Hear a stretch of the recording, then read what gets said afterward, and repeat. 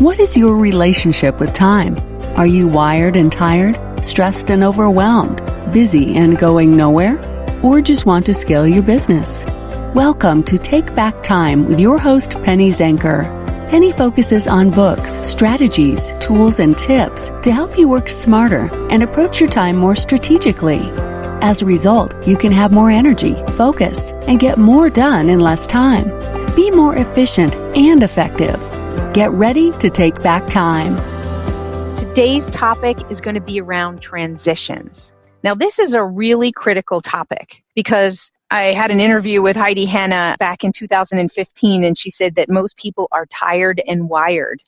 And I love that expression. I've heard it several times since. And so we get tired and wired because of the constant stimulation that we're creating in our own lives and that we have around us, whether it's the phone buzzing and beeping and emails coming in and text messages and Facebook messages and different types of obligations that we have in various parts of our life. We are overstimulated and we don't take time to slow down, to calm down, and to relax. So that creates that overstimulation. And so one of the things that I suggest for people is that they take a close look at transitions and creating transitions throughout the day, and especially pay attention to those key transitions like when you're leaving work and going home, so that you don't take all that stress and all the energy from the day and bring that home to your family, because it becomes a barrier that keeps you from relaxing and engaging with your family in the way that you want, in an intentional, purposeful way to create the family relationships that you want, because you've got all this baggage from the day that you're taking with you. So the transition that you create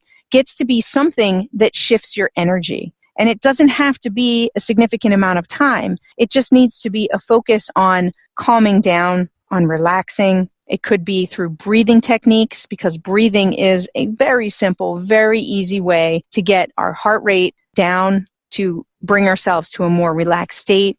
Because when we're not relaxed, we're in fight or flight mode, right? That's what happens when we're in that sort of wired and tired state, is we're in a stressed state and we're in a fight or flight state, which means we don't think as logically. So we make more mistakes in the things that we do. We don't communicate as effectively because we're more reactive and we're not being able to have the level of patience of interaction. So by adding in these transitions, especially, as I said, focusing on the ones that bring you from work to home, but also, what about from meeting to meeting? I used to have this all the time where it was meeting hour after hour, and they'd end on the hour and start on the hour, and they weren't always in the same room. So what if you have to go to the bathroom? What if you have to get something to eat? What if you have to write some things down or check some emails? So the first thing that I suggest is that you change the amount of time that you give for your meetings and for the amount of the blocks that you're scheduling for yourself. So instead of making them hour-long blocks, hour-long meetings, reduce it. We know that from Parkinson's law that you're going to use whatever time you're given. So I have yet to see a meeting that can't accomplish the same thing in 45 minutes that it can in an hour. Challenge yourself. Make your meetings 45 minutes so that you give people time to get to their next meeting, time to kind of do a brain dump from the meeting that they're in and clear their head before they go into the next meeting, so that they're fully present and ready to go and have also had time to prepare for that meeting going into it. That's going to give them that space, and that's going to give everybody in the organization a structure to work with that's going to support a more productive environment. So that's tip number one in transitions, is shorten the time of your meetings and of your work cycles. Tip number two is, during those transition periods, is give yourself a chance to do something with deep breathing, quickly listening to a song.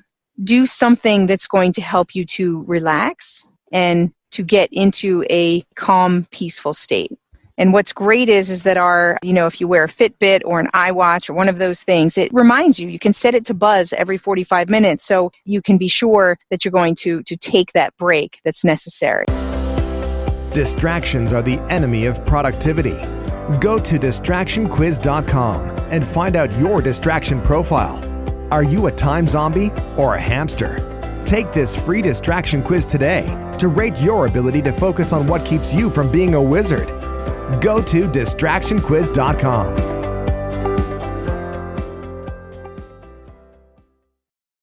Get up, take a walk.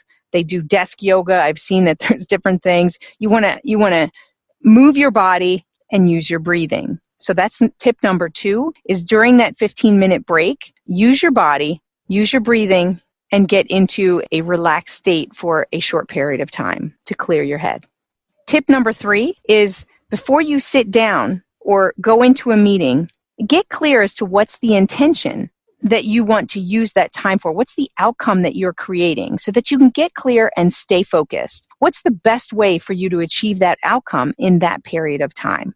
And by taking just a few minutes at the start of that block of time is going to create a much greater focus, and that's going to get you a better result at the end. And you're going to feel better about your result. And then at the end of that block, you can write down whatever it is that you have completed, but also what's the next steps so that you make it easier for yourself when maybe you're stopping a block and you're going to be going home and you're going to come in the next morning. Well, if you just jot down the few things that you need to do next, that's going to help you pick up where you left off faster. And that's going to be very effective for your transition as well, because you're also kind of doing a brain dump before you stop doing that current block for tasks and then before you move on to something else. So that's going to be of support for you. So you're going to take 2 to 5 minutes in the beginning to plan and then 2 to 5 minutes afterwards to sum up and decide on what's next.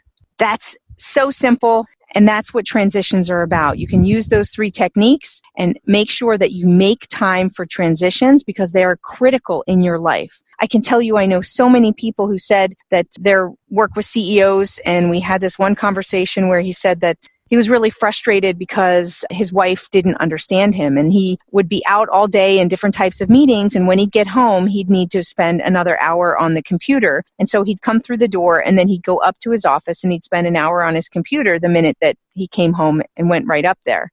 And I asked him if he had considered that he's coming through the door, and his family is expecting that they're going to have a connection with him. And so they're disappointed that he's coming through the door and immediately going up for that hour of emails, whereas would he be able to take that transition and connect with his family and then spend an hour with them and then go up to his computer and do an hour of emails? And, this seems like the simplest of solutions, but he didn't realize that coming through the door and going right to his office was creating a rift between him and the family.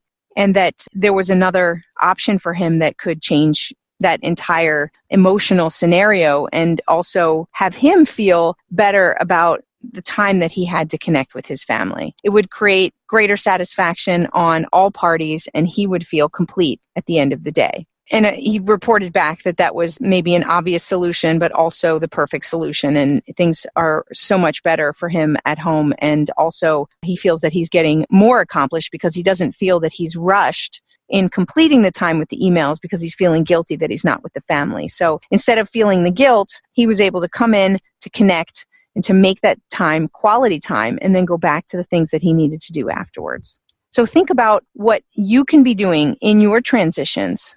So that's today's topic, is to think about transitions, where you need them, how you organize them, what you do during them.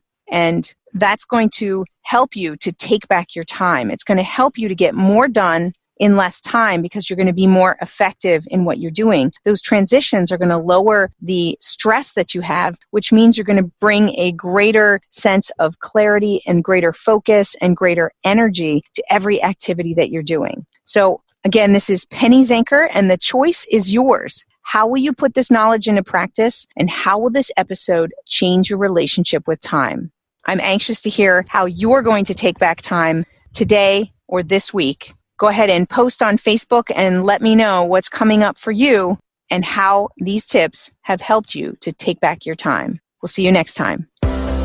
Thank you for listening. Today's topic is another opportunity for you to put the knowledge you learned into practice. Tune in again next week for more strategies that will help you have more energy and focus to get more done in less time, so you can continue to take back time.